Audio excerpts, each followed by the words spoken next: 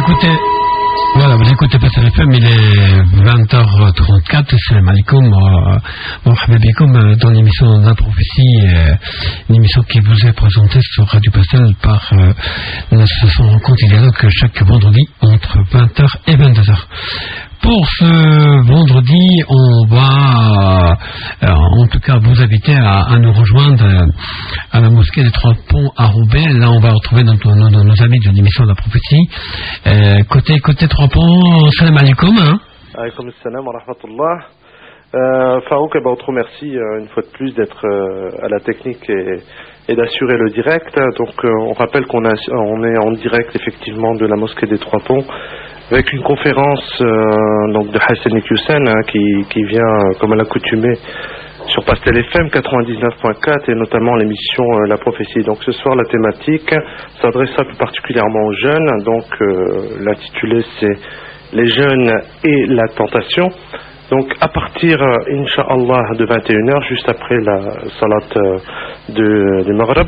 Donc vous restez à l'antenne ou alors vous nous rejoignez directement à la mosquée des Trois Ponts. Donc c'est très facile d'accès. Donc et la cité des Trois Ponts, c'est à Roubaix. Vous pouvez venir. La salle et la mosquée est très grande. Et même chez la salle des femmes, l'endroit est vraiment assez grand. Donc vous pouvez y venir ou rester chez vous effectivement. Donc à partir de 21h, on rappelle aussi que la semaine prochaine, vous avez dû entendre juste avant. Là, un petit jingle justement sur une conférence du frère Tariq Ramadan, donc le 25 avril, vendredi prochain, et là on sera, Inch'Allah, en direct de la mosquée de Mons en Barol. Donc voilà, on va se quitter quelques minutes, on se retrouvera après, Inch'Allah. D'accord, Inch'Allah, dans quelques secondes, on va redonner l'antenne en tout cas à nos amis de l'émission de la prophétie depuis les Trois Ponts à Roubaix. Un téléphone pour nous joindre, 0320 73 59 à la mosquée de Mons de 21h à 22h30, le communautarisme ethnique à l'intérieur de la Oumma, tafsir du verset 13 de la sourate Les Appartements. Le 26 avril 2008 à Denain de 14h à 16h45, de l'éthique du couple et de la famille. Pour plus d'informations, appelez au 06 62 22 96 41, 06 62 22 96 41. Retour à l'antenne dans quelques instants avec l'équipe de la prophétie. On vous laisse avec ce verset sort de Coran sur Radio Pastelar. Sadaqallah al-Alim, retour sur l'émission de la prophétie qui vous est présentée chaque vendredi à partir de 20h jusqu'à 22h avec l'émission de la prophétie et Rencontre et Dialogue. Retour à la mosquée des Trois Ponts, la prière de l'Isha s'est terminée. Taqabbalallahu salatakum bi mazid min al-ajr wa tawab. On retrouve notre ami Besseur Al-Qada Besseur depuis la mosquée des Trois Ponts à Roubaix. Salam alaikum. Alaikum salam wa rahmatullah.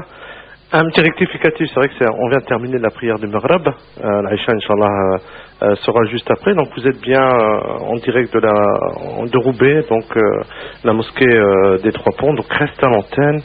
La conférence avec Hassan va bientôt commencer. L'intitulé est très simple et intéressera beaucoup de monde, j'en suis sûr. Les jeunes et la tentation. Donc restez sur les ondes de Pastel FM le temps que le direct se mette en place. Pour rappel, donc la semaine prochaine, un autre direct de la mosquée de Mons en Barol avec le frère Tariq Ramadan, et cela de 21h à 22h30. Farouk, on va s'opérer une toute petite pause et Inch'Allah ça devrait démarrer d'ici peu. Alhamdulillah, alladhi bi ni'matihi tatimmu as-salihat.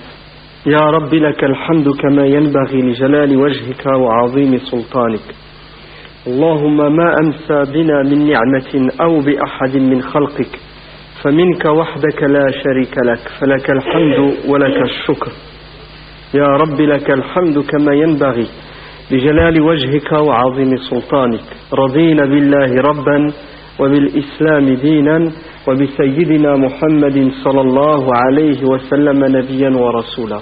اللهم صل وسلم وبارك على سيدنا محمد وعلى آله وصحبه أجمعين. السلام عليكم ورحمة الله. Pourquoi faut-il remercier Dieu?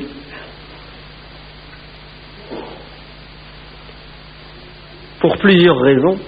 Et ce soir, nous devons être reconnaissants parce que Dieu nous a permis d'être présents dans cette belle mosquée. Il nous a permis d'avoir fait la prière de l'Maghrib à la mosquée. Et vous savez tous qu'une prière à la mosquée a beaucoup plus de valeur aux yeux de Dieu, puisqu'elle vaut 27 fois une prière faite seule, loin de la mosquée. Deuxièmement, parce que nous avons quitté nos demeures, nos occupations, pour venir à la mosquée, non pas uniquement pour prier, mais pour essayer d'évoluer dans notre religion, pour essayer d'apprendre quelque chose qui va nous permettre d'être encore plus clairvoyants. Et le prophète sallallahu alayhi wa sallam dit que toute personne qui sort de chez elle avec l'intention d'aller dans une demeure parmi les nombreuses demeures de Dieu qu'il y a sur terre, les mosquées, pour apprendre sa religion, que cette personne sache qu'elle est sur le chemin qui mène au paradis.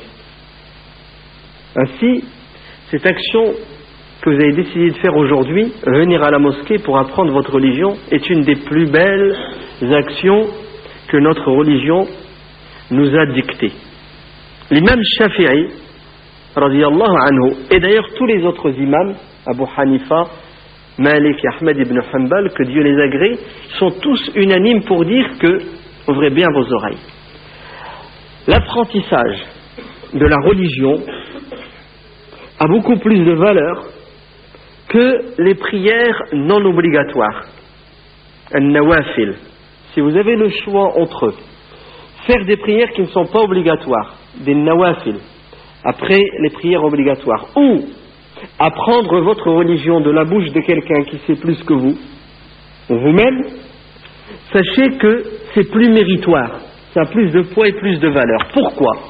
Parce qu'un musulman averti en vaut des milliers. Le proverbe dit 2, mais moi je transgresse ce proverbe et je vous dis qu'un musulman averti en vaut des milliers. La preuve, c'est Abdullah ibn Abbas radiyallahu anhu qui dit que Shaitan, na'alatullahi alayhi, se fait harakiri quand il devient fou, yihbel, quand il voit un savant qui adore Dieu.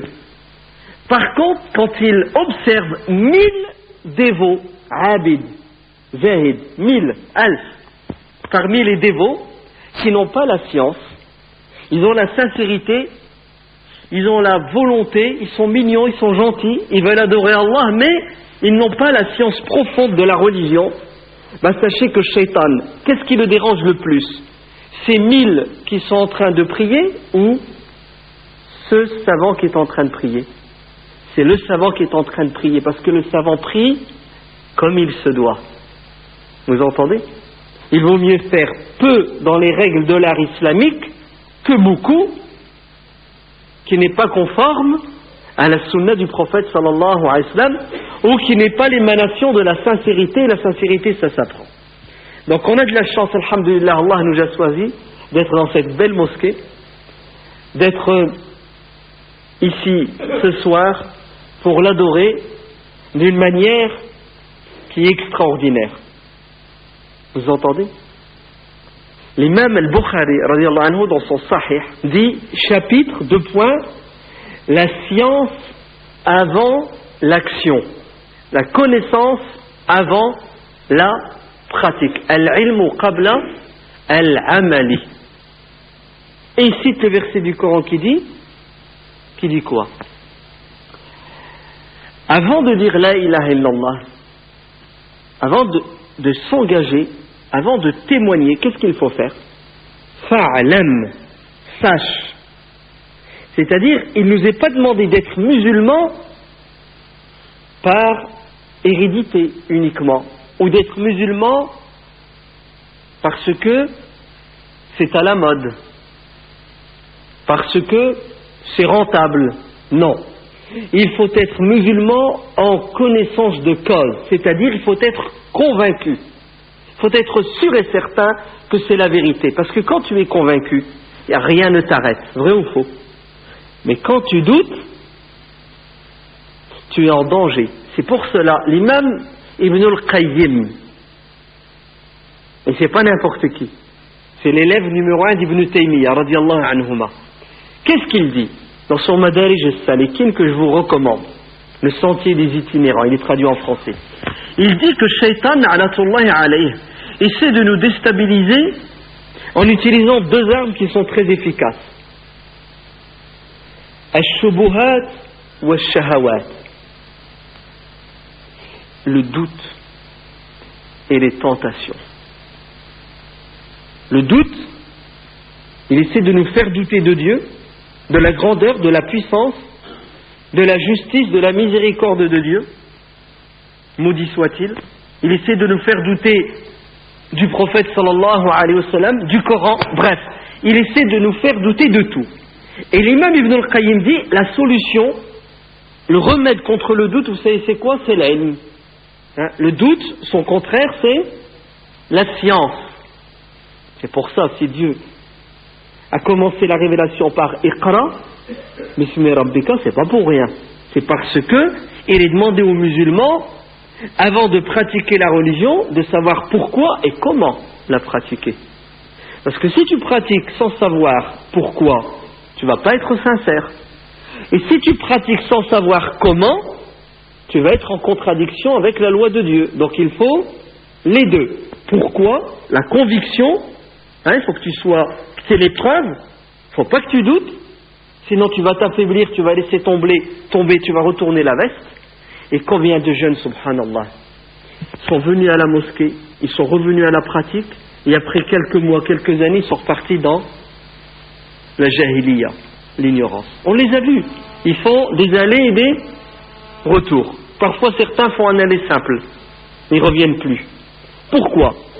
Parce que ces jeunes, quand ils sont entrés, quand ils sont revenus, quand ils ont fait la tauba, le repentir, ils n'ont pas pris le temps d'approfondir leur foi et leur connaissance de la religion.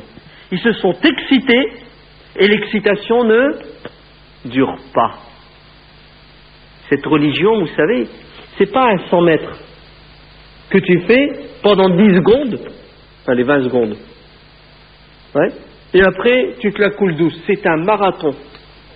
C'est l'histoire de toute une vie, c'est 50 ans, 60 ans. Wala tamutunna illa wa antum muslimoun. Dieu nous dit, il suffit pas d'être musulman, il faut être musulman, le rester et mourir musulman. Vous entendez? Il faut être musulman, le rester et mourir musulman.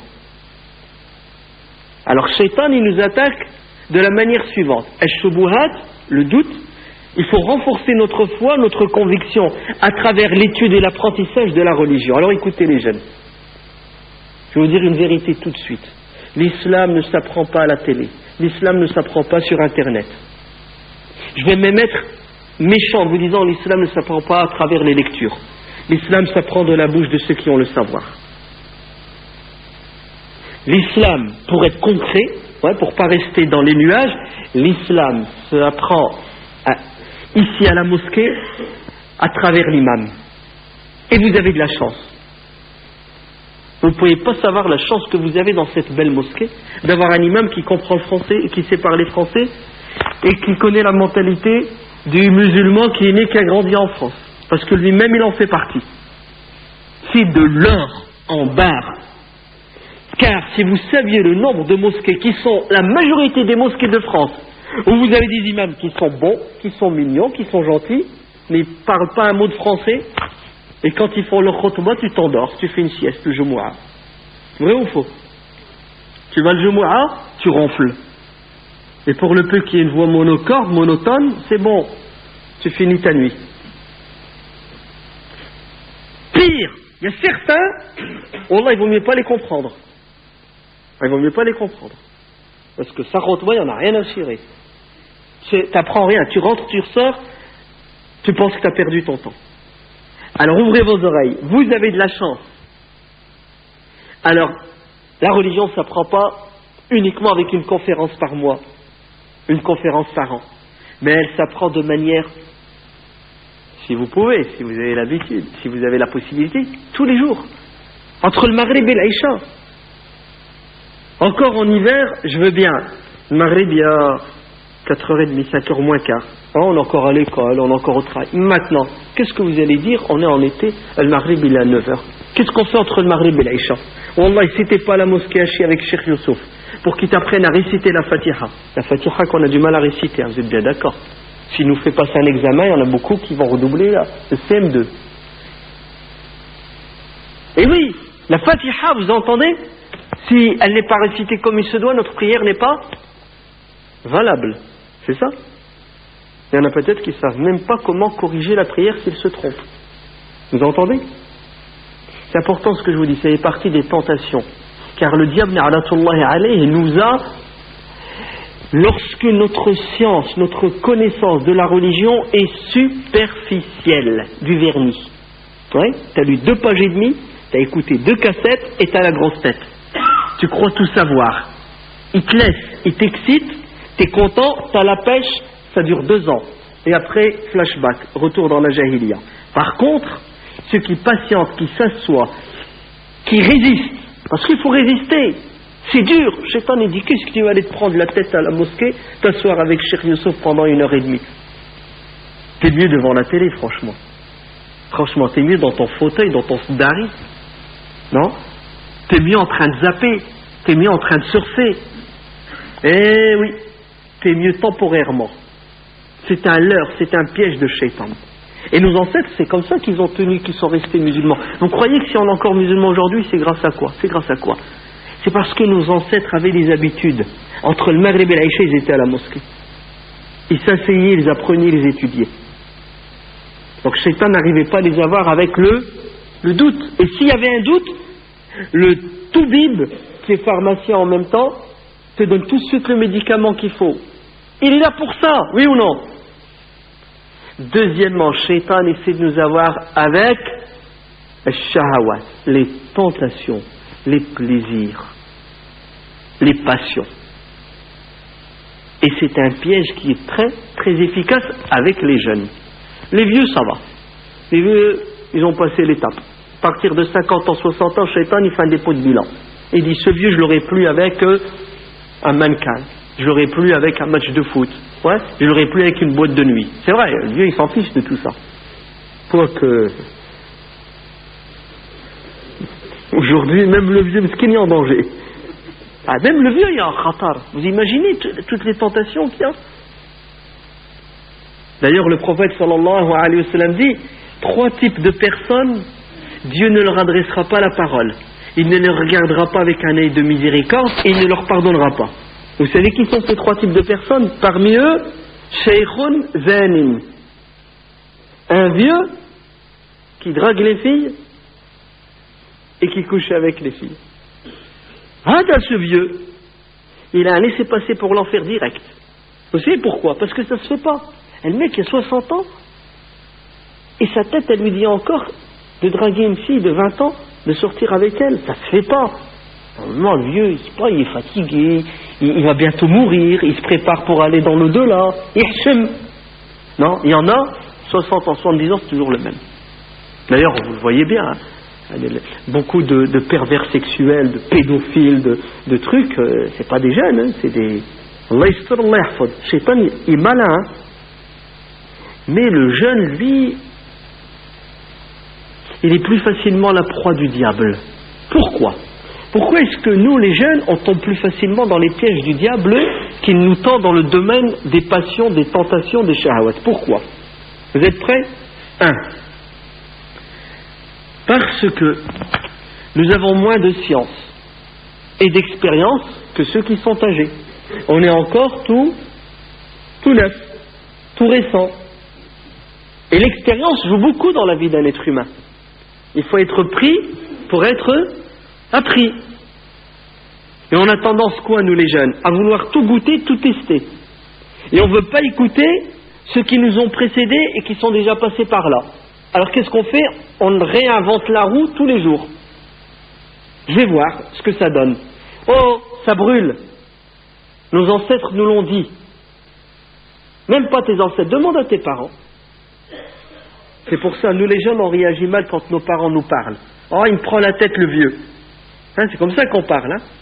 Mon daron, il me prend la tête. Tu sais ce qu'il est en train de te faire, ton père, quand il te parle de cette manière? Il est en train de te dire, mon fils, ma fille, attention, je suis passé par là. Ou, je connais des gens qui sont passés par là, ça mène nulle part. Tu vas vers un mur, ça ne sert à rien de te planter parce que nous nous sommes déjà plantés. Ne perds pas ton temps. Je vais t'indiquer le chemin le plus court. Et le chemin le plus court entre deux points, c'est quoi? C'est la ligne droite. As-siratu al-mustaqim. Pourquoi tu tournes en rond? Ne tourne pas en rond. Parce que après 20 ans de mauvaise expérience, tu vas arriver au résultat que je suis en train de te dire. Gagne du temps et évite des malheurs.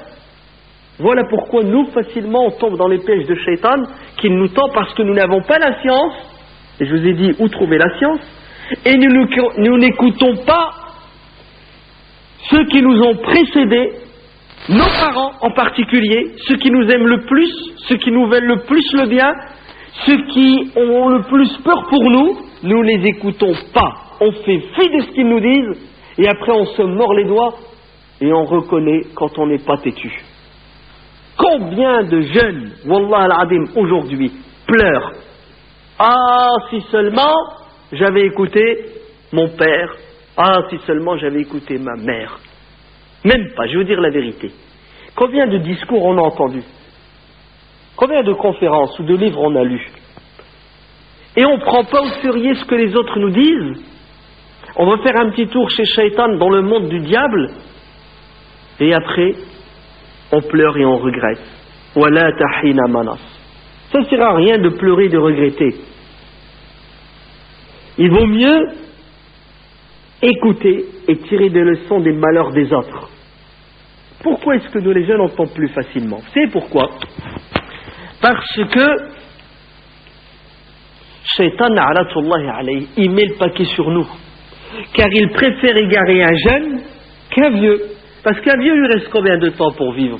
D'après la moyenne d'âge, s'il a 60 ans, il lui reste 10 ans, 15 ans, 20 ans. Lui, le jeune qui a 15 ans, il a encore devant lui, d'après la moyenne, 40 ans, 50 ans. Donc, il met le paquet sur les jeunes pour essayer de les faire trébucher dès le plus jeune âge.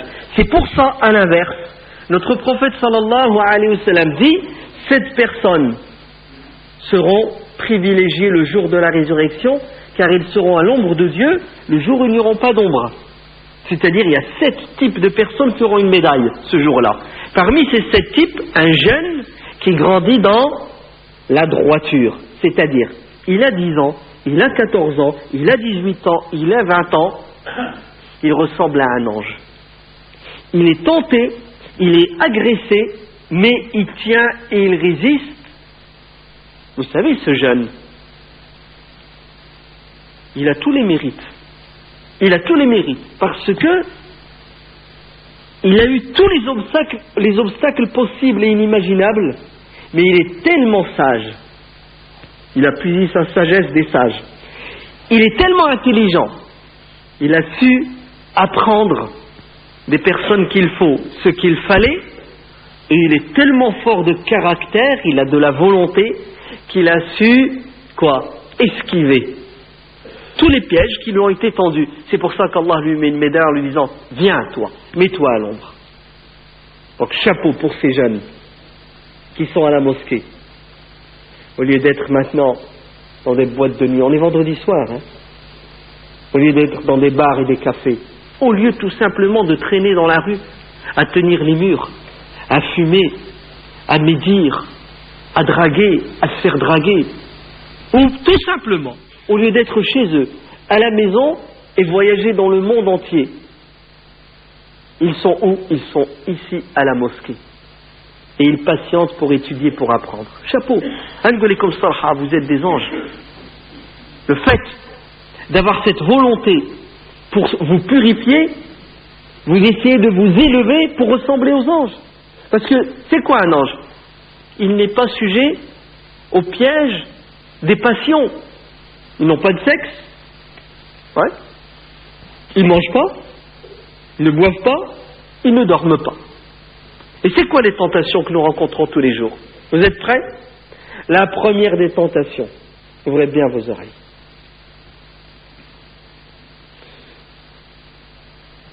Du jeûne que subit le jeûne aujourd'hui, vous savez c'est laquelle? C'est le manque de volonté, c'est-à-dire la fainéantise. Sirarul himma. Celui qui n'a pas de la volonté, celui qui n'a pas du caractère, celui qui n'a pas de projet, celui qui lorsqu'il est jeune ne pense qu'à s'amuser comme la cigale, il chante et il danse 24 heures sur 24 toute l'année, celui-là, vous savez qu'est-ce qui va lui arriver? Il va tomber dans tous les pièges du diable qui viennent après. Un jeune qui est clairvoyant, qui sait que dans la vie il y a des étapes, il y a un moment pour jouer, il y a un moment où il faut être sérieux, il y a un moment où nos parents nous prennent en charge, il y a un moment où on doit se prendre en charge pour les prendre en charge, il y a un moment où il faut dormir 10 heures d'après les médecins parce qu'on se grandit, il y a un moment où il faut dormir moins parce que le monde appartient à ceux qui se lèvent tôt. Le jeune qui sait que pour récolter il faut d'abord semer et qu'il faut préserver sa semence et l'entretenir. Le jeune qui sait que on n'est jamais mieux servi que si ce n'est que par soi-même. Vous savez, ce jeune qui a tomouche, qui est plein de rêves, qui veut être quelqu'un de grand, qui veut grandir dans tous les domaines, ce jeune ne tombera pas dans les pièges que le diable lui tend par la suite. C'est pour cela, notre prophète bien-aimé sallallahu alayhi wa sallam, Allah ibarak fikum, venez à la mosquée pour apprendre les du'as que le prophète disait le matin et le soir. Qu'est-ce qu'il disait 3 fois le matin, 3 fois le soir? Allahumma inni a'udhu bika min al-'ajzi wal-kasal wa a'udhu bika min al-jubni wal-bukhl wa a'udhu bika min ghalabati ad-dayn wa qahri ar-rijal. Il a commencé par al-'ajz wal-kasal. Et c'est vrai, wallahi, quand on regarde notre jeunesse aujourd'hui, elle est atteinte de cette maladie qui est la cause de tout le reste. La fainéantise. La mort. La mort. Tu prends n'importe quel jeune aujourd'hui, je dis, qu'est-ce que tu veux être plus tard? Tu veux devenir quoi? Il ne sait pas. Dans le meilleur des cas, il te dit, je veux devenir une star. Star. Dans le meilleur des cas, croyez que je vais être une star. Et bien entendu, il ne fait rien pour l'être. Si, il en parle, il en rêve. Si moi il se mettait debout, il s'entraînait tous les jours, je veux bien. Non. Aucun projet dans la vie, aucune ambition. Et beaucoup de nos jeunes qui passent le primaire, le collège, qui arrivent au lycée, et il lui reste 2 mois pour passer le bac, tu lui dis, qu'est-ce que tu vas faire après le bac? Oh, je sais pas, je verrai après. Catastrophe, wallahi, catastrophe. Il est adulte. En islam, il est déjà responsable puisqu'il est pubère. Il ne sait pas où il va. Tu vas où? Je ne sais pas. On verra. Vous savez, le fait de ne pas être clairvoyant, le fait de ne pas savoir où tu mets les pieds, c'est la pire des choses. Wallah, c'est la pire des choses.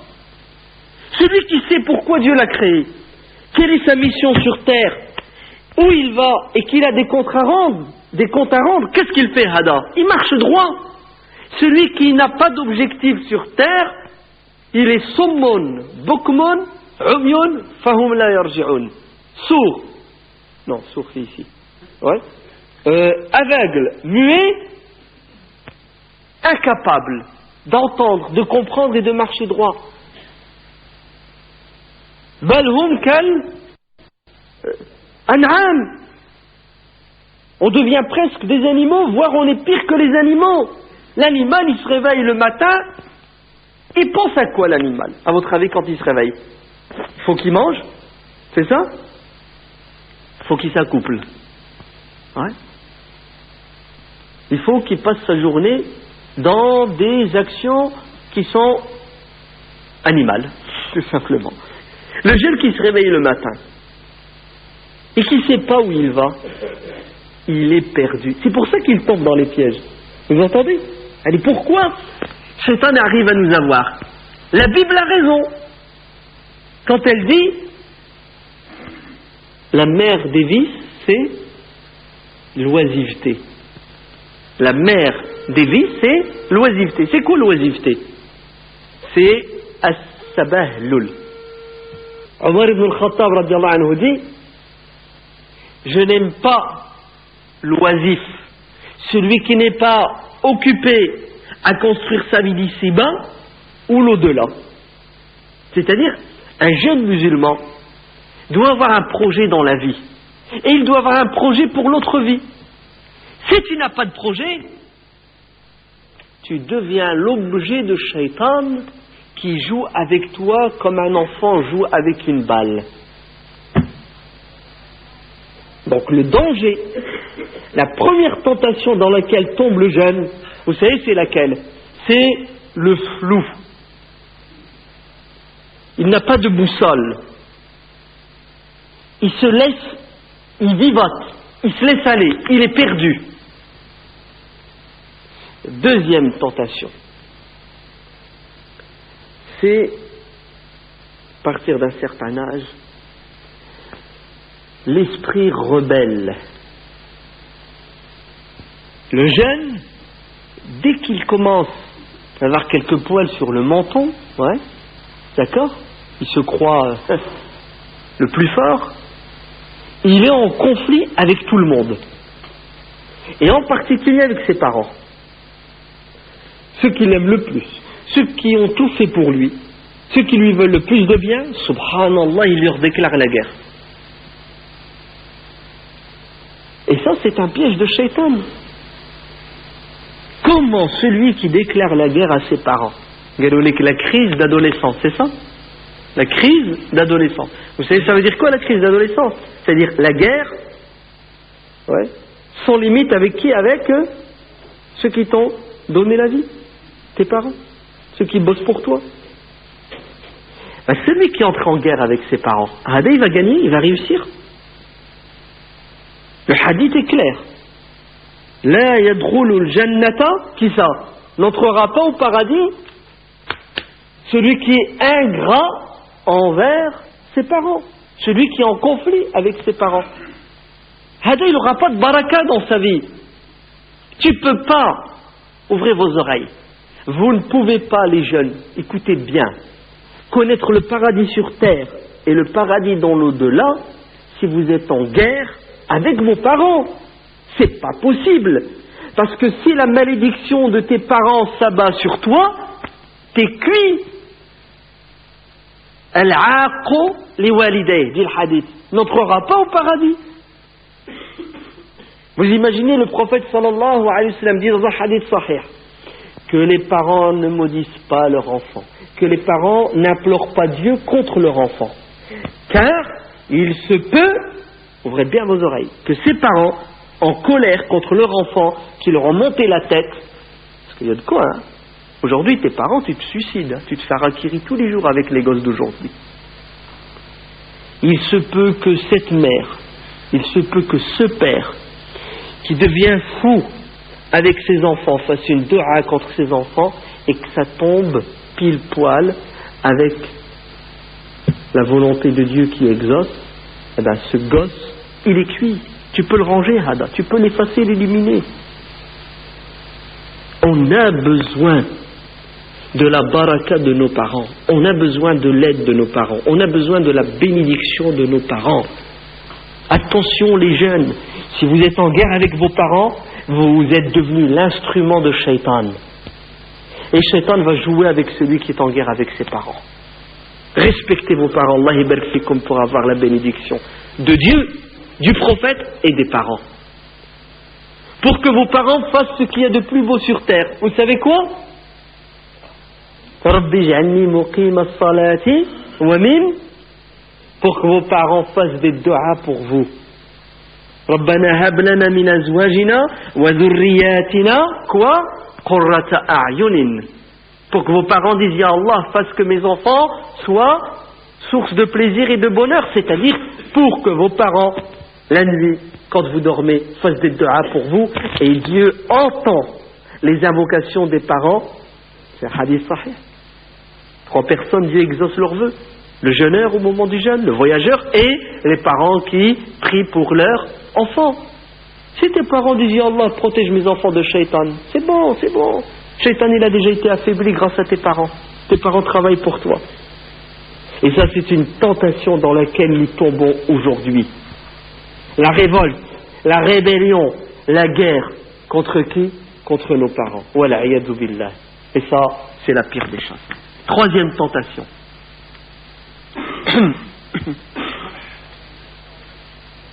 Donc une fois qu'on commence à avoir des petits poils, c'est ça? Ouais. Une fois que notre corps commence à nous plaire et on croit qu'on est les plus beaux, ou plutôt on cherche à être les plus beaux, Shaitan, il nous piège. Il nous piège comment? Il nous piège avec ce piège qui est terrible. C'est l'amour exagéré de soi-même. En français on dit le narcissisme. Vous connaissez l'histoire de Narcisse? Hada c'est un malade. Ok? Il s'aimait bien.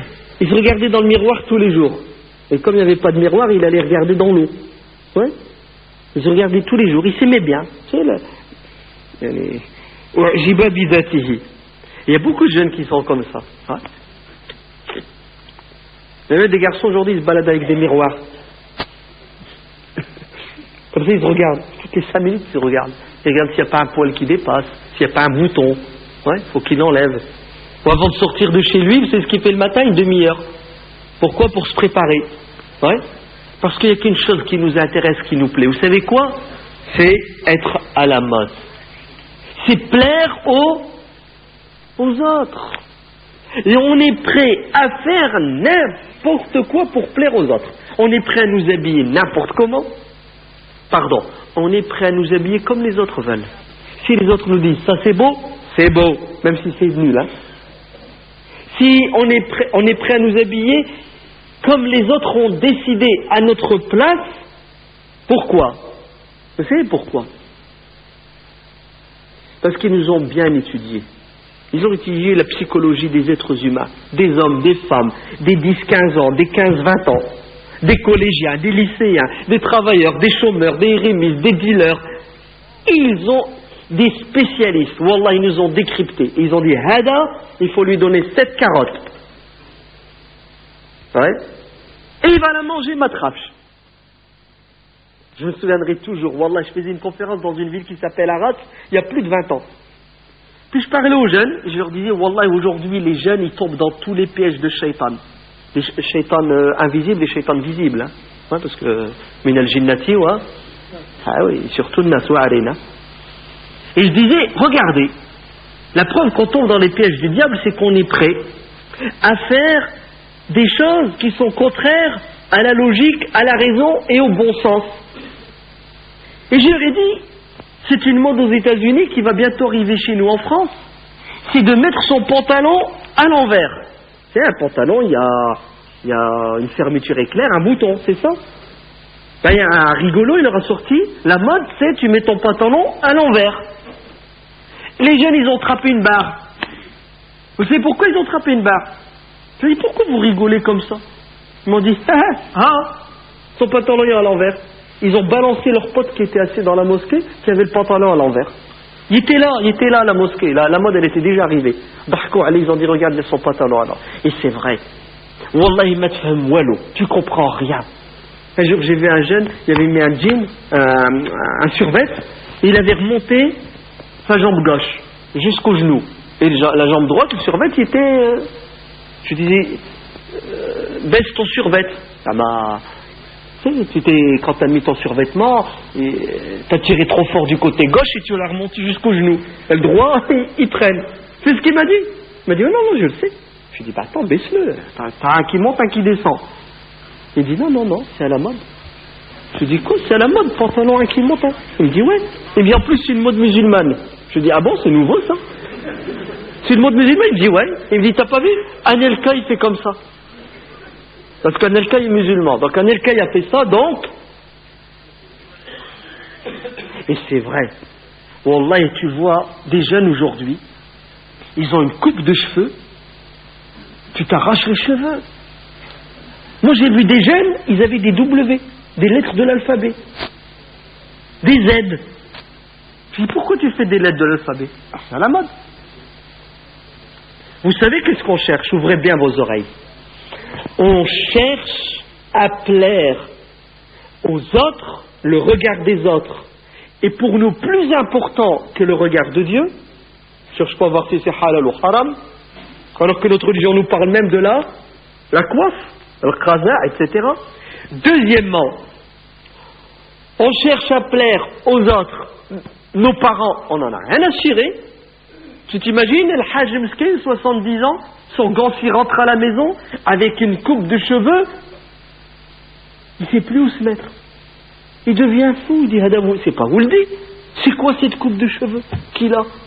Il y a des trucs qui sont honteux chez nous. Honteuses? Oui ou non? Il y a des tenues vestimentaires qu'on ne porte pas. Il y a du hchouma, non? Il n'y a plus d'hchouma.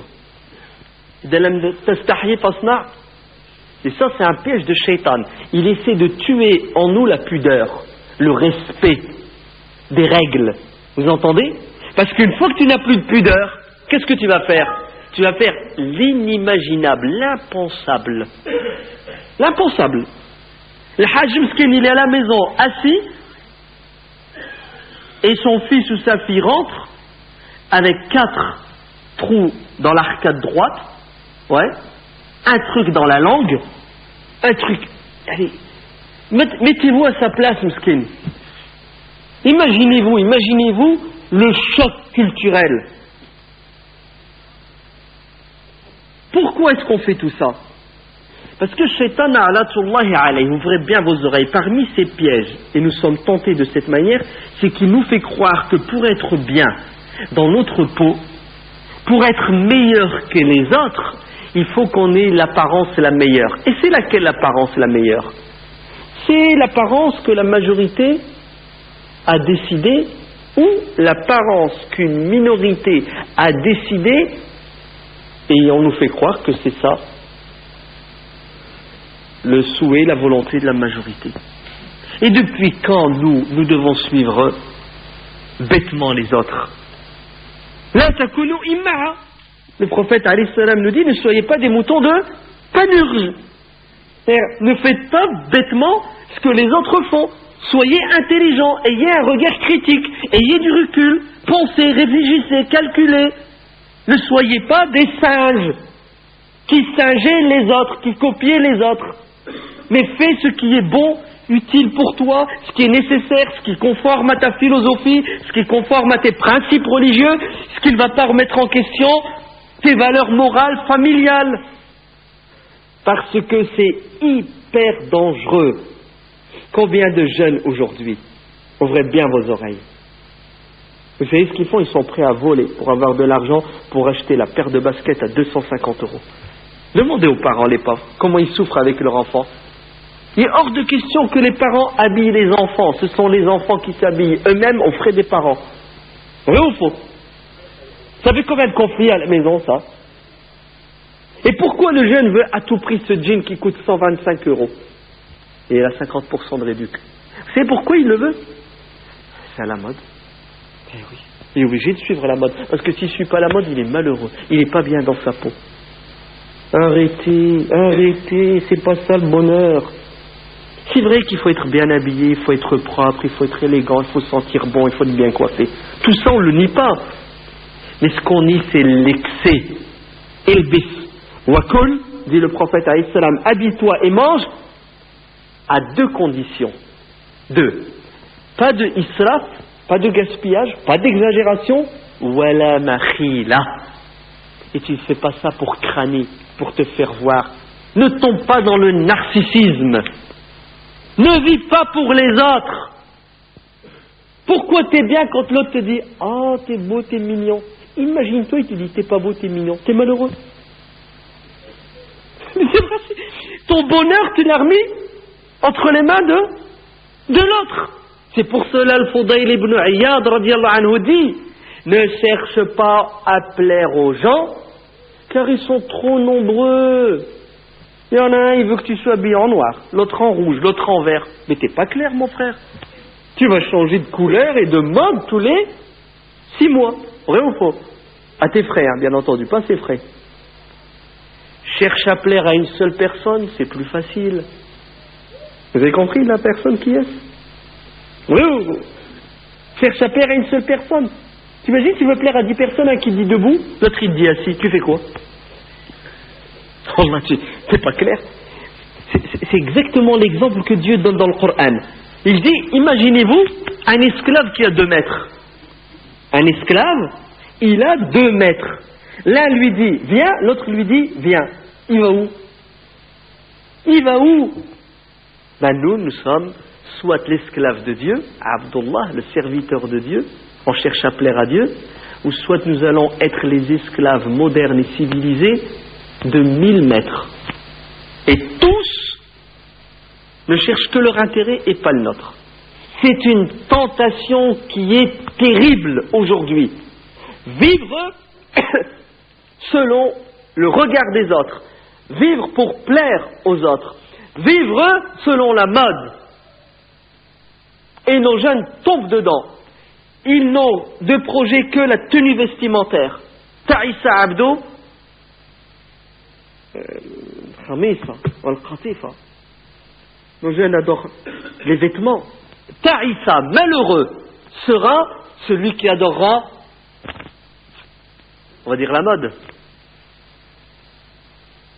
Une autre tentation. On a grandi, hein, on commence à avoir des petits poils, c'est ça? Shaitan, il nous tend un autre piège, une autre tentation. Vous savez laquelle? Il a dit allez wa'ara de wa'ara. Oh là là, celle-là, accrochez-vous. Hein. Et d'ailleurs, si toutes les tentations qu'on vient de citer, vous n'avez pas réussi à les éviter, à les dominer, à les maîtriser, vos passions, en tamisant, vous prenez ce qui est halal, la bonne dose de halal, pas overdose de halal, ce qui est haram, ce qui est douteux, ce qui est dangereux, vous le mettez à la poubelle. Si vous n'avez pas réussi à faire ça, vous allez tomber dans cette tentation. Vous savez c'est laquelle? C'est la tentation du sexe, tout simplement. Et oui, les garçons sont attirés par les filles et les filles sont attirées par les garçons. Et ça, en soi, c'est naturel, c'est normal. C'est Allah qui nous a créés comme ça. Heureusement, hein. Sinon on ne se marierait pas, on ne ferait pas de gosses. C'est Allah qui l'a voulu. Pourquoi? Pour que les êtres humains, l'humanité se perpétue. Mais Allah met des limites à toute chose, même au halal. Vous entendez? Il met des limites. Et il nous dit, ne transgressez pas les limites. C'est-à-dire, ne sortez pas du cercle que j'ai tracé. En dehors d'ici, c'est haram. À l'intérieur, c'est halal. Et puis à la frontière, c'est du douteux. Éloignez-vous du douteux. Parce que vous approchez du feu, ça peut brûler. Conclusion, ouvrez bien vos oreilles.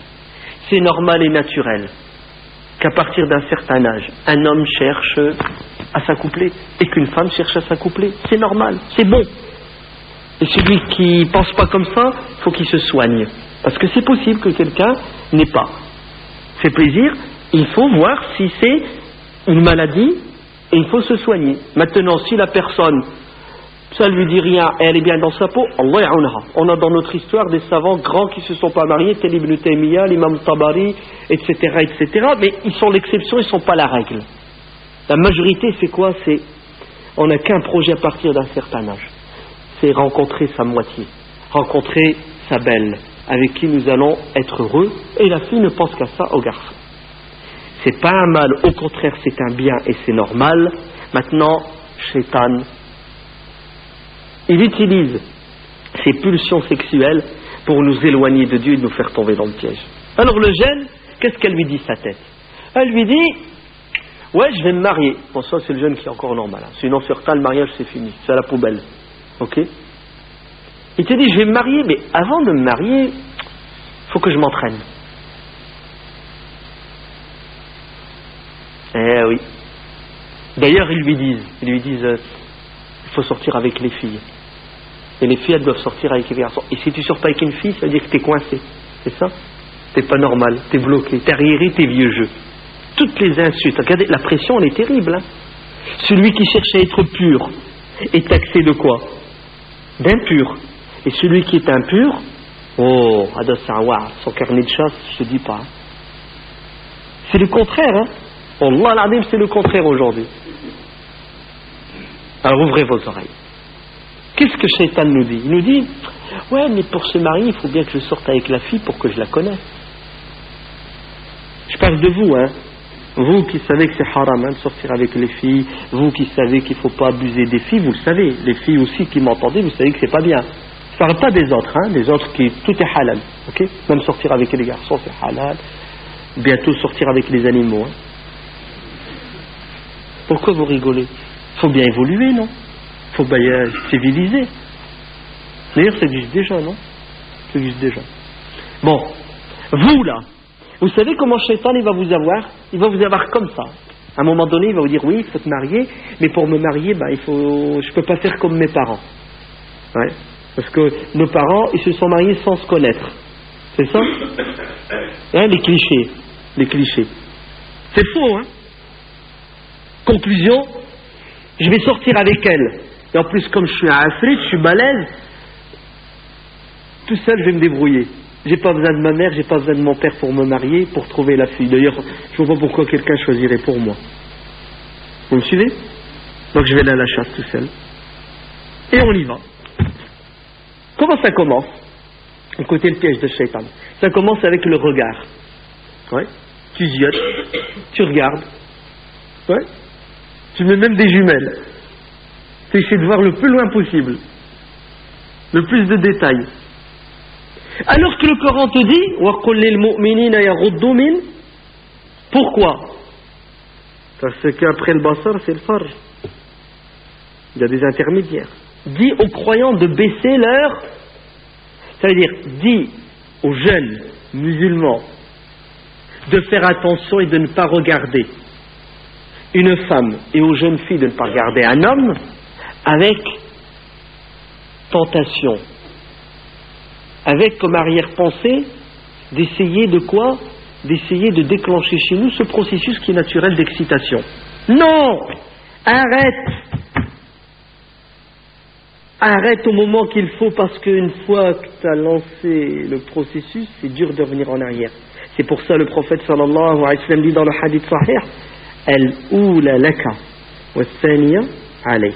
Le premier regard que tu as lancé, qui est un regard accidentel, ouais, par inadvertance, par faiblesse, par oubli, ça passe. Le deuxième casse. C'est-à-dire, quand tu insistes, là tu es responsable.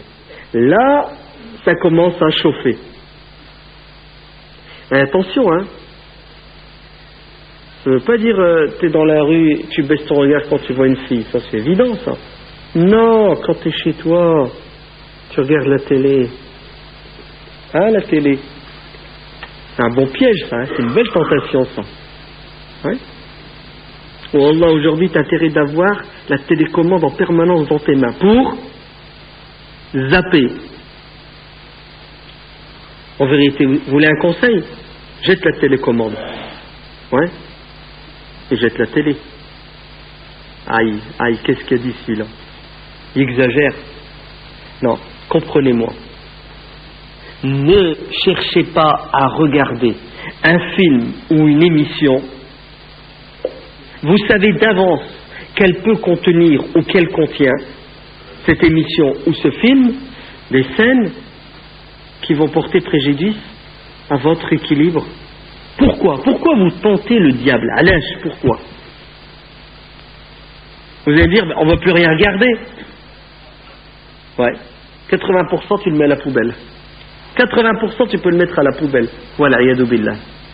C'est la vérité. Mais c'est mieux pour vous. Wallahi, c'est mieux. C'est mieux. Car combien de jeunes sont tombés dans le piège? Astaghfirullah. Combien de vieux sont tombés dans le piège? Combien de vieux regardent la télé, voient des scènes, il éteint pas, il zappe pas, il regarde, et après, vous savez ce qui lui arrive? Regardez Shaitan, comment il est malin. Il se dit, oh là là, j'ai pas de chance. Moi je sais même pas ce que c'est que le plaisir sexuel. Le voilà le vrai plaisir sexuel. Je viens de le voir à la télé et comme je ne le vis pas, je ne le réalise pas dans ma vie de couple, donc c'est à cause de ma femme, donc il faut que je trouve une autre femme, donc il faut que je trompe ma femme, donc il faut que j'aille m'éclater ailleurs parce que ça a développé chez lui des fantasmes. Oui ou non? Des fantasmes. Et ça marche. Sinon, pourquoi tu veux tromper ta femme? Pourquoi tu veux tromper ton mari? Parce que tu regardes ailleurs. Et Satan te fait croire qu'ailleurs c'est meilleur que chez toi. Et ça marche. Vous voulez la preuve? Hadith rapporté par Muslim. Le prophète sallallahu alayhi wa sallam dit, si tu es dans la rue, tu vois quelque chose qui t'excite, une femme, rentre chez toi. Rentre chez toi. Donc faites attention. Le danger, c'est pas seulement dans la rue, c'est surtout quand on est chez nous, la nuit, le soir, il est minuit, tout le monde dort, et tu es tout seul et tu cherches et tu zappes. Pire, c'est pas la télé le pire. Vous savez c'est qui? C'est Internet. Avec tous les sites interdits aux moins de 75 ans que nos jeunes regardent. Les sites porno, les sites, même pas, du direct. Wallah, un jour, il y a un jeune, c'est ce qu'il m'a dit. Il m'a dit, de temps en temps, je m'en vais sur ces sites-là. Je lui dis, pourquoi? Il m'a dit, pour voir ce que c'est que le haram, parce qu'un musulman averti en vaut. Les musulmans, non, Ado, c'est pas averti, Ado, il va à moins 15. Il va et tente le diable. Ça marche ou ça marche pas? Le piège d'Internet. Un an, je reçois des coups de fil de femmes qui pleurent, qui me demandent de l'aide au secours pour parler avec leur mari, qui passent des heures sur Internet à parler avec des femmes étrangères, à regarder des trucs sur Internet haram puissance 1000. Il y a des divorces aujourd'hui qui sont dus à ça. Faites attention. Shaitan nous a piégés en nous faisant croire que pour réussir notre mariage, il faut quoi? Il faut d'abord goûter au haram. Il faut d'abord sortir avec la fille. Il faut d'abord tout essayer avec elle. Et si ça marche, qu'est-ce que tu fais? Tu te maries. Et si ça ne marche pas, tu fais quoi? C'est ça les jeunes. Je vais sortir avec elle pour la connaître, pour me marier. Très bien, tu sors avec elle, tu la connais et elle ne te plaît pas. Tu fais quoi? Tu vas te marier avec elle quand même? C'est pas vrai. C'est ce que tu fais? Tu la tèges. Et tu passes à la suivante. Ouais. Faites attention les filles. Allah et Shaitan joue avec vous en vous faisant croire que le mec qui vous fait les beaux yeux, qui a un super look, qui vous parle d'une manière, oh là là là là, même Roméo n'a pas parlé comme ça à Juliette. Ben, vous savez ce jeune, qui vous fait de la musique et qui vous dit je vais me marier avec toi, mais tu sais ma poule, pour me marier avec toi, il faut d'abord qu'on fasse connaissance. Tiens mon numéro, donne-moi ton numéro. C'est pas méchant le téléphone, c'est pas, franchement, tu parles avec elle au téléphone. Allah il n'y a pas dit dans le Coran qu'il ne faut pas parler au téléphone, il a dit qu'il ne faut pas regarder. C'est ça? Vous savez ce qu'a dit Allah à travers la bouche de son prophète sallallahu alayhi wa sallam? Il a dit qu'un homme ne se retrouve jamais seul avec une femme, parce qu'en vérité ils ne sont pas seuls. Quand ils sont à deux, ils sont à trois. C'est qui le troisième? C'est le petit malin. Vous savez ce qu'a dit Omar ibn Abdul Aziz radiyallahu anhu, l'ascète de la communauté? Il a dit ne te retrouve jamais seul avec une femme, même si tu dois lui enseigner le Coran. C'est-à-dire, Shaitan, il te fait croire que tu es en train de faire une bonne action. Je vais lui apprendre l'islam. Je parle avec cette fille, je chatte avec elle, MSN, SMS, téléphone illimité, je lui parle d'Allah. Tu lui parles d'Allah. Tu me la fais pas celle-là. Ouais. Ah oui, je ne parle pas avec un homme. Pourquoi tu parles qu'avec les filles d'Allah? Vous savez pourquoi? Parce que Shaitan, il nous embellit, yuzayyin. Zukhruful qawli ghurura. Il a la tromperie, des paroles mielleuses. Et il est patient, la Afrit. Et il a de l'expérience, ça fait des milliers d'années qu'il joue avec l'homme. Il sait comment t'avoir. C'est pour cela, Dieu est clair dans le Coran. فَلَا يَخْضَعْنَا بِالْقَوْلِ فَيَطْمَعَ الَّذِي فِي قَلْبِهِ. C'est-à-dire, même la parole, Dieu nous dit, faites attention, Shaitan vous tend un piège dans la manière dont vous allez parler avec une femme, parce que si vous n'êtes pas malade du cœur, c'est-à-dire vous n'êtes pas en manque, peut-être qu'elle, elle l'est. Et peut-être que toi, tu n'as aucune arrière-pensée, mais elle, quand elle t'a entendu, là, c'est fini. Elle y croit, la pauvre. Vous allez me dire, attends, qu'est-ce que tu es en train de nous dire? Tu es en train de nous dire, finis les contacts. Je vous dis, il y a des limites. Il y a deux types de femmes en islam. Il y a le maharim, les proches, parentes avec qui nous n'avons pas le droit de nous marier pour toujours. Ta mère, ta sœur, ta fille, ta belle-fille, ta tante maternelle, paternelle, etc., etc. Et après, il y a toutes les autres femmes qui sont sujettes un jour ou l'autre à être ton épouse. Conclusion, l'islam nous dit qu'il y a des règles morales à suivre dans nos relations, que ce soit au niveau du regard, que ce soit au niveau de la parole, que ce soit au niveau des contacts physiques, que ce soit au niveau de la rencontre. Tout ça pourquoi? Pour une chose, pour éviter le zina, tout simplement pour éviter la fornication, c'est-à-dire des rapports sexuels en dehors du mariage. Les rapports sexuels sont halal, mieux, les rapports sexuels sont assimilés à l'ajr, une ibada, une adoration, tu es récompensé. Le prophète sallallahu alayhi wa sallam dit, lorsque vous avez des rapports sexuels avec votre femme, Allah vous récompense. Ça a choqué les compagnons en lui disant, comment prophète, on se fait plaisir et Allah nous récompense? Il a dit, mais bien sûr, regardez la logique islamique. Il a dit, si vous avez des rapports sexuels avec une autre que votre femme, c'est un péché. Eh bien, comme Allah peut nous punir à cause d'un péché, il nous récompense pour le halal, pour nous inciter à ne nous diriger que vers le halal. Car quand tu fais du halal, tu fais d'une pierre combien de coups? Des dizaines de coups. C'est une tentation terrible. Combien de jeunes sont venus à la mosquée? Combien de jeunes étaient sérieux dans leurs études? Combien de jeunes étaient bien dans leur famille jusqu'à ce qu'une diablesse le croise? Combien de jeunes filles étaient posées, équilibrées, clairvoyantes, jusqu'à ce qu'un diable les croise? C'est pourquoi je dis une diablesse et un diable. Parce que le prophète sallallahu alayhi wa sallam a dit dans le hadith sahih que le diable vient sous l'apparence d'une femme. C'est-à-dire que le diable utilise le sexe pour vous égarer. Et ce n'est pas un crime. Billah alaykoum, dites-moi franchement, vous ne trouvez pas que c'est dégueulasse? Vous ne trouvez pas que c'est horrible de jouer avec la vie de quelqu'un, avec les sentiments de quelqu'un? Combien de filles se sont suicidées? Combien de garçons se sont explosés le cerveau? Combien de déceptions amoureuses sur terre gratuites? Si tu veux te marier, tu prends le téléphone du père de la fille, tu vas demander la main de sa fille, tu auras tout le temps de sortir avec elle, de parler avec elle,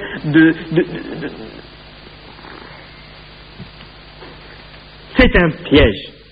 Vous entendez? Faites attention au regard, faites attention à la parole, faites attention à la rencontre. Quand on croise quelqu'un du sexe opposé, nous avons une tenue à avoir, une tenue, vous entendez? Nous avons un comportement à avoir. Tout échange doit se faire dans le respect et dans les lois de l'islam. Être tenté et attiré n'est pas un mal en soi, il faut juste le gérer. Il faut juste la gérer, la tentation. Comment la gérer? Demande de mariage et après tu fais ce que tu veux. On est d'accord? Donc c'est une tentation qui est terrible. D'ailleurs le hadith du prophète sallallahu alayhi wa sallam est clair. Ma taraktu fitnatan. Il dit, l'une des plus grandes tentations pour les hommes de ma communauté, ce sont les femmes. Pour les femmes de ma communauté, ce sont les hommes. C'est réciproque, c'est dans les deux sens. Une autre tentation de shaitan, qui est terrible aussi, c'est, je crois que c'est l'Aïcha, donc, non, on peut faire l'adhan et faire la prière, puis après si les jeunes ont encore de la patience et du courage, on peut discuter à travers des questions, à travers des remarques. Parce que je suis sûr qu'au fond de vous, vous vivez des choses. Je suis sûr qu'au fond de vous, au fond de nous, on vit des choses. Au fond de nous, nous sommes tentés. Et il y a beaucoup de tentations que je n'ai pas citées parce que ça serait trop long de toutes les citer, les pièges du diable. Vous savez, les tentations de Shaitan, ça nécessite de la part de Cheikh Youssouf, je crois, 2-3 mois de Dors. Les savants ont écrit des livres qui s'appellent Maka'id al-Shaitan, les ruses de Shaitan. Maka'id, des ruses. Et Shaitan Yawar, Adouallah, il a réussi à piéger notre père, Adam, au paradis. Vrai ou faux? Adam, alayhi salam, Shaitan, il a réussi à le piéger, où ça? Au paradis. Alors qu'est-ce que vous pensez de nous sur terre? Qui ne sommes pas des prophètes, qui n'avons pas entendu Dieu, qui ne sommes pas au paradis, qui n'avons pas vu les anges? Wallahi, ça doit nous pousser, ça doit nous faire peur déjà, ça doit nous pousser à apprendre, à décortiquer toutes ces tentations, tous ces pièges que le diable nous tend. Pourquoi? Pour éviter d'être la proie de Shaitan. Donc le sexe, mal utilisé, est un piège de Shaitan. Après, un autre piège de Shaitan qui est important, c'est le copinage. Ouais. Les copains. Shaitan, quand il veut nous égarer, vous savez, parfois il utilise un humain. Un humain qui est censé être un copain. Vous savez ce que je veux dire, le terme, l'origine du terme copain? Ça vient du latin. Celui avec qui vous partagez le khubz. C'est ça un copain. C'est-à-dire celui avec qui vous êtes lié par des liens tellement forts qu'il est prêt à quoi? À partager avec vous ce qui va vous maintenir en vie, c'est-à-dire le khubz. Eh bien, Shaitan aujourd'hui, qu'est-ce qu'il fait? Il utilise justement nos relations. C'est pour cela le prophète sallallahu alayhi wa sallam est clair dans un hadith. Il dit, faites attention. Bon, je vais vous traduire le hadith du prophète. Dis-moi qui tu fréquentes, je te dirai qui tu es, qui se ressemble. Et même si tu ne le ressembles pas maintenant, parce que tu traînes avec lui, tu vas finir par lui ressembler. Car l'imam Ibn al-Qayyim radiyallahu anhu dit, les maladies de l'âme se transmettent comme les maladies du corps, voire les maladies de l'âme se transmettent encore beaucoup plus rapidement, car l'âme est plus sensible que le corps. Tu traînes avec quelqu'un qui fume, tu vas fumer. Et même si tu ne fumes pas directement la clope, tu fumes la fumée de la clope. Ça s'appelle le tabagisme passif. Et combien de nos jeunes sont tombés dans la cigarette alors que leur père et leur mère et leurs frères et leurs sœurs ne fument pas, mais parce qu'ils sont allés à l'école et leurs potes, leurs copains fument tous, ils leur ont dit tiens goûte, t'es pas un homme, c'est super si tu veux être dans le clan, bref. Ils ont tous fumé à cause de qui? À cause des copains, des potes. Hein, nos parents quand ils nous disaient Rtek maintenant, ah ouais, sors pas avec eux, c'est qui sonne, c'est mon copain, reste ici, n'y va pas. Ben voilà ton copain, il est à l'origine de ton égarement. Combien? On va être clair et net. Nos parents ne fumaient pas. Et ceux qui fumaient chemin ou la cigarette. Vrai ou faux? Nos parents, ils ont fumé le joint, ils ont fumé de l'herbe, ils ont touché à la poudre, à la cocaïne, ils ont touché au picto, ils ont touché à tout ça. Non. On a appris ça de qui? L'ambiance, les copains, les relations. Combien de nos jeunes, wallah, ils ont fumé jusqu'à s'exploser le cerveau. Je suis en train de parler de ça alors qu'on est à Roubaix. Ah, oh là là. Et il y a dans cette salle peut-être des frères et des sœurs qui sont animateurs, non, dans des centres. Combien de nos sœurs et de nos frères on les a retrouvés morts d'une overdose de piqûres là dans les veines? Combien de nos frères aujourd'hui sont défoncés, leur cerveau a explosé, leur dentition est morte? Combien de nos frères aujourd'hui sont en prison? Vous voulez savoir? Demandez ici dans cette salle s'il y a des frères qui sont gardiens de prison, ils vont vous le dire. Alors, il n'y a pas 80% des squatteurs qui sont nos frères et nos sœurs. À cause de quoi? À cause de la drogue? Parce qu'ils ont vendu, ou ils ont consommé, ou ils ont je sais trop quoi. C'est pas malheureux, billahi alaykoum. Ça fait pas mal au cœur qu'un jeune de 15 ans, de 18 ans, super, balèze, beau, mignon, gentil, tout ce que tu veux, C'est devenu quoi? C'est devenu une loque. Et qui c'est qui l'a tué? Son copain, qui était censé partager avec lui son pain. Qu'est-ce qu'il lui a donné? Il lui a donné du poison. Du poison, il lui a donné. Wallah, je me souviendrai toujours de cette mère de famille qui m'a raconté ce qui est arrivé à sa fille. Sa fille lui a dit, maman, je vais aller à l'anniversaire de ma copine. Sa maman lui a dit, ma fille, reste à la maison, ça se fait pas chez nous. Bref, la fille fait pression, ça s'est terminé avec la fille qui est partie à l'anniversaire de sa copine. Et la fille, à l'anniversaire de sa copine, s'est fait piéger avec un cacheton qu'on lui a mis dans son verre de coca. Vous savez comment ça s'appelle? Et boum! Elle a perdu sa fille, grâce à cause de ses copines. La tusahib illa mu'minan.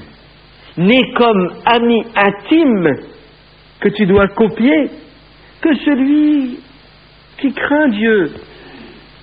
Hadith faible, daïf, qui dit: